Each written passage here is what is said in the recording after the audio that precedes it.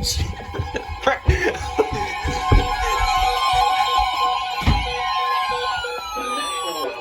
in Chicago has issued a severe thunderstorm warning for eastern Ogle County in north-central Illinois until 5:45 p.m.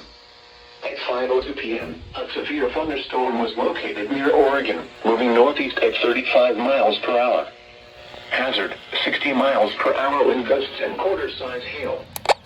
Source, radar indicated. Train spotters previously reported 1-inch diameter hail with this storm near Dixon. Yeah. Impact, hail damage to vehicles is expected. Expect wind damage to roofs, siding, and trees.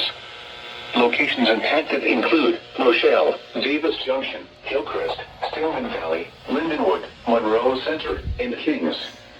Including the following Interstate 39 between mile markers 101 and 114. Remain alert for a possible tornado. Yes. Tornadoes can develop quickly from severe thunderstorms. If you spot a tornado, go at once into the basement or small central room in a sturdy structure. For your protection, move to an interior room on the lowest floor of a building.